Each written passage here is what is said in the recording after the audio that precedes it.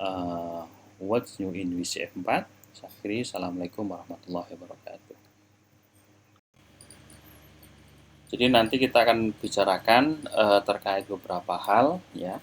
Yang pertama adalah bagaimana konfigurasi yang simple ya, yang sederhana yang digunakan pada WCF .NET 4.0 ini. Kemudian bagaimana untuk arsitekturnya ya, key arsitektur, kemudian juga terkait fitur-fiturnya. Nah, ada sebuah sedikit ya case ya yang nanti akan kita cermati, bahwa fitur yang ada di dalam WCF ini, terutama .NET 4.0 ini adalah sangat penting ya, terutama terkait perkembangan yang ada. Nah, nanti di sini ada beberapa bagian yang harus Anda mengerti, bahwa ada address, ada binding, ada construct. Nah, nanti di dalam ABC of WCF ini, bagaimana itu address itu adalah alamat khusus ya. Jadi alamat khusus di mana pesan itu dapat dikirimkan. Nah, kemudian juga terkait deskripsi binding itu bagaimana pengiriman pesan. Kalau deskripsi construct itu adalah terkait isinya. Nah, bagaimana pesan itu diisi. Nah, kita bisa lihat tadi ini ada endpoint, ada transport, ada interface, ada message sebelumnya ya. Jadi kita akan lihat di sini endpoint.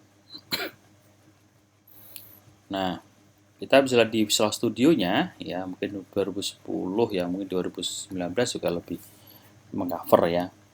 Itu ada bagaimana membuat aplikasi ya dengan Visual Studio. Nanti di situ ada WCF Service Library ya, ada WCF Service Application, WCF Workflow Service Application,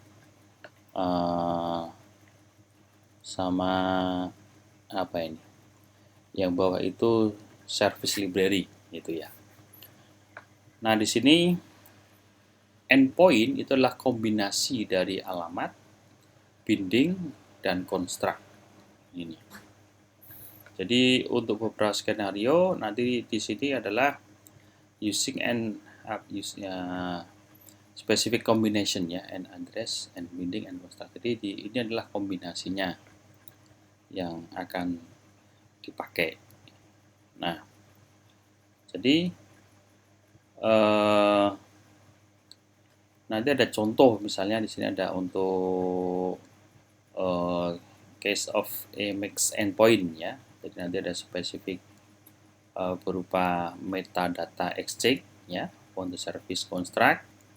Kemudian nanti di sini juga ada HTTP ya. Jadi ada HTTP. HTTP itu adalah sebagai transport protokol ya. Transportasi ya. Jadi kalau Anda web itu kan ada HTTP ya. HTTP apa gitu. Nah, karena ini sebagai transport protokol. Kemudian nanti ini juga ini sebagai apa ini? Sebagai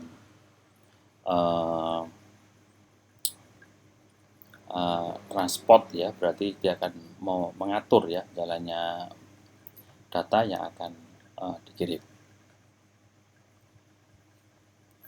Nah, kemudian kita bisa lihat di sini untuk code-nya ya. Jadi code untuk app code file ya. Ini filenya Anda lihat pakai XML ya. Jadi ada XML, kemudian di sini ada configuration, ada system ya, ada compilation ini. Ya, nanti di sini ini adalah code-nya. Jadi di sini dikatakan bahwa WCF zip ya with the WCF configuration editor for viewing configuration file ya. Ini. Jadi ini untuk nanti di ranah praktek ya, tapi intinya adalah file-file. Ini adalah sebuah file konfigurasi ya, yang wajib untuk diikuti. Maka di sini standar endpoint itu nanti memiliki beberapa standar ya. Dan setiap code yang disertakan itu dia memiliki beberapa deskripsi ya. Deskripsinya misalnya ini ada mix endpoint gitu ya. Jadi ini adalah mendefinisikan standar dari endpoint for mix ya. Dan ini untuk mendefinisikan standar, kemudian adalah konfigurasinya itu dengan metadata exchange ya. Ini untuk service construct. Kemudian di sini ada mix HTTP binding, itu nanti sebagai default bindingnya. Nah ini. Tapi nanti dikatakan bahwa you can change this, bisa Anda rubah ya, and an empty address, bahkan bisa juga dikosongkan. Yang namanya untuk untuk konfigurasinya seperti itu ya, bisa dirubah dan bisa dikosongkan. Nah, kemudian nanti di sini ada announcement endpoint, adalah use the service to send message ya. Jadi nanti digunakan untuk service message announcement, kemudian khususnya nanti discovery of service ya. The user still need to specific address and binding when using the standard endpoint. Dan nanti digunakan untuk alamat yang khusus ya, ketika nanti ada standar dari endpoint.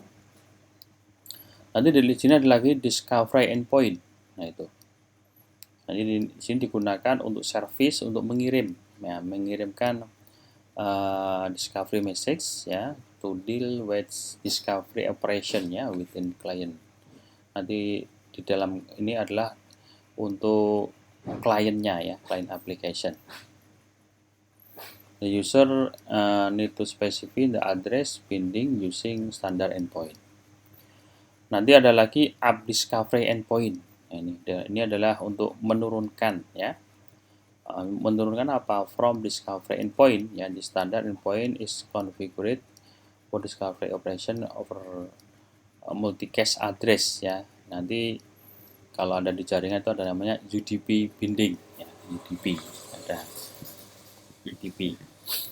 Kemudian ada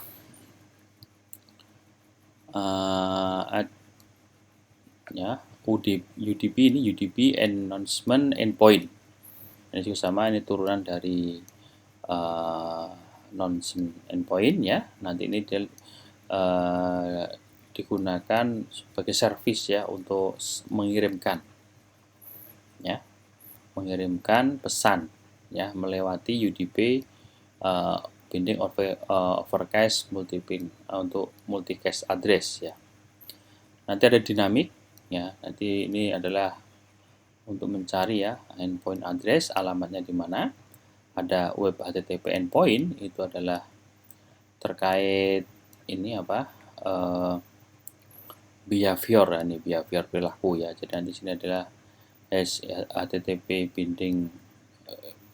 binding is automatically add the web HTTP behavior. Nah itu perilaku ya. This mainly used to expose REST service. Nah, ini untuk REST service. Kemudian ada web script endpoint, itu nanti ini terkait automatically add the web service behavior. This service ini expose AJAX ya, nanti REST service itu AJAX service.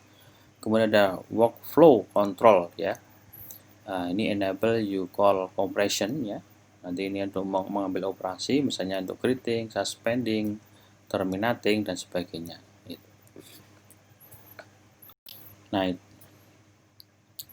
Nah, aplikasi tadi itu adalah beberapa macam ya atribut dari endpoint. Ini contoh-contoh codingnya aja, ini nanti bisa diperhatikan ya. Misalnya di sini nanti ada service model, nanti di sini adalah endpoint. Ini ada ini kind-nya apa, macamnya apa, web HTTP endpoint, ada construct-nya adalah iterate your service gitu. Nanti di sini ada misalnya endpoint, ini sama ya, ini contoh-contoh coding saja yang nanti akan lakukan di praktikum gitu ya, itu seperti itu. Nah, kemudian nanti juga ada namanya simple configuration ya ini. Jadi nanti Microsoft itu sudah menyediakan ya, ada di dalamnya sudah ada Microsoft WCF. Ini adalah universal program model yang untuk komunikasi dengan distribusi sistem yang lain.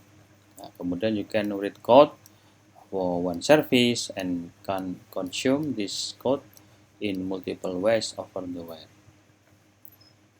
Nanti di sini contoh ini adalah untuk konfigurasi yang sangat simple.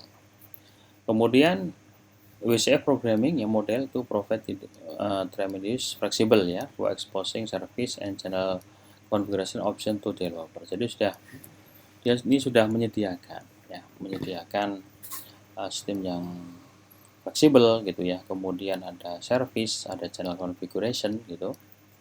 Kemudian one of main intent of SOA is spirit, dan nanti ada pemisahan application code from basic infrastruktur. Jadi ada pemisahan dari coding aplikasinya dari infrastruktur untuk pesannya. Nah, kemudian di developer specific infrastructure requirement declaration by decorating for service class ya, with custom attribute ya for putting them in a configuration file ya, but that's not actually with infrastruktur ya code. Kemudian nanti juga ini ya, the model was fantastic ya, but also lead confusing among developer who end up with ton of option for configuration service. Nah, kemudian nanti di sini juga dijelaskan terkait ini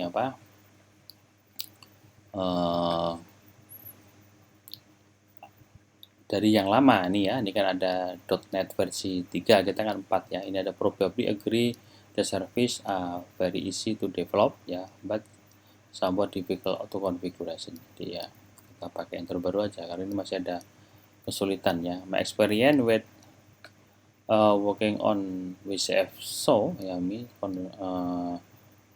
tulis this consuming aspect ya, building using WCF info configuration even some konsol ya. Nanti bisa digunakan untuk aplikasi konsol yang dibutuhkan untuk apa? Untuk activating with service model concept. Nah, nanti di sini untuk simple configuration itu akan ada tiga level. Itu adalah tadi ada untuk endpoint, binding, sama behavior. Ya, ini jadi ada tiga itu ya. Urut-urutannya tadi kan seperti itu ya, ada endpoint, binding, sama behavior. Ini adalah untuk beberapa contoh bagaimana service instan ya based on imperative call. Misalnya ini digunakan untuk .NET, coding di .NET 3 sama coding di .NET 4 ya. Maka kita cermati yang 4 saja di sini ya. Di sini misalnya ada sama ya, using service model pakai juga, using service sama ya. Kemudian kita lihat di sini name space-nya ya. Ini untuk kelasnya, kita lihat kelasnya. Nanti di sini ada kelas program. Kemudian sama juga ya untuk localhost-nya. Nanti di sini bisa lihat service host-nya, service host open. Nanti ada console write ini ya. Ini yang ada sedikit perbedaan ya. Jadi ada sedikit lebih simple ya di .NET 4.0 ya. Walaupun ya hampir mirip juga ini. Misalnya untuk console write learn service start ya, press return to exit ya nih. Ini ada Di sini ada beberapa tambahan ya. Kalau di 4 itu langsung aja return exit ya, console readline. Kalau di sini ada sama ya, tapi ini ada beberapa yang harus dikonfigurasi. Ada services new sama ya, service host service type.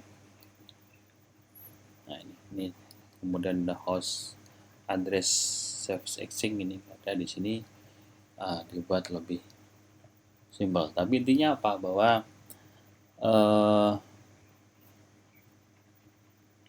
in VCF nanti di dalam VCF 3.x itu adalah in order to expose a service to the outside world ya, ini membutuhkan specific endpoint ya, imperatif auto configuration.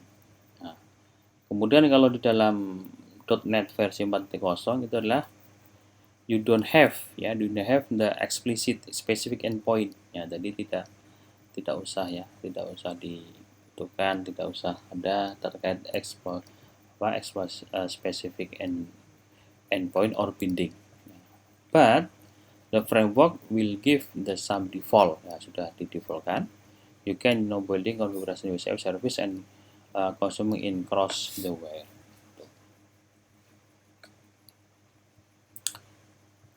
Nah, kemudian ini untuk default behavior ya, ini hanya sampel coding aja.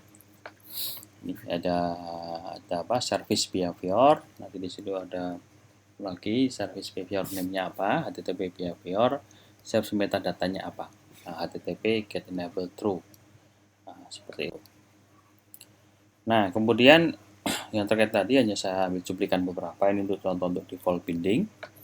Ya, nanti di sini adalah ada gambar protokol mapping ya, section in the Microsoft Service Configuration Editor.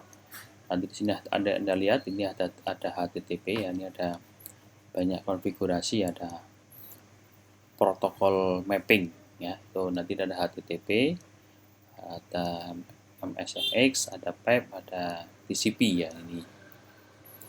Nah itu. Nah kemudian langsung saja ya, sebagai akhir ya dari sesi ini adalah kita diberikan penjelasan terkait routing service-nya ini. Jadi terkait WCF ini ya, itu Anda bisa lihat ini ada klien ya, klien A, klien B, klien C itu komunikasi memakai port 80 ya, itu HTTP. Kalau HTTPS itu 880 ya. Kemudian nanti di sini ada filter untuk pesannya ya. Nanti ini pakai TCP ya, TCP. Pakai TCP ini routing service-nya ya. Ini ada TCP. Nanti di sini ada endpoint ya. Ada service host, nanti service A, ada service B gitu, ada endpoint A, endpoint B gitu. Nah, seperti ini. Ini hanya untuk lebih enak kita memahaminya ya. Kalau sudah coding itu sudah nanti di ranah praktikum itu Kak susah. Dan sudah ada dijelaskan secara urut ya di bukunya untuk pemahamannya itu. Nah, kemudian untuk routing service ini adalah untuk terkait dengan konten ya, base ya, routing ya. Jadi misalnya klien B, nanti dia akan ada pesan ya, pesannya itu difilter oleh router service. Kemudian di sini ada user token ya. Nanti ada yes atau dia no, ada swap header-nya ya. Baru nanti di sini akan mengarah kemana? Ke endpoint dengan service A, endpoint AB dengan service A, atau endpoint B dengan service B. Nah, seperti itu. Oke. Saya kira itu untuk tambahan ya, terkait konsep atau teori ya. Nanti selebihnya bisa dipraktekkan ya. Dan nanti ini yang agak rumit dipahami ini besok saya akan selingi dengan apa ya, dengan menunjukkan ya beberapa aplikasinya gitu ya yang ada di codingnya ya. Kalau penjelasan ini kadang-kadang susah dipahami ya, tapi ini adalah routing service-nya seperti ini. Dan nanti kita tinggal tunjukkan bagian-bagiannya apa. Karena kalau hanya untuk teori ya hanya sekedar untuk mendasari ya sebelum ke praktikum gitu. Saya kira itu untuk materi terkait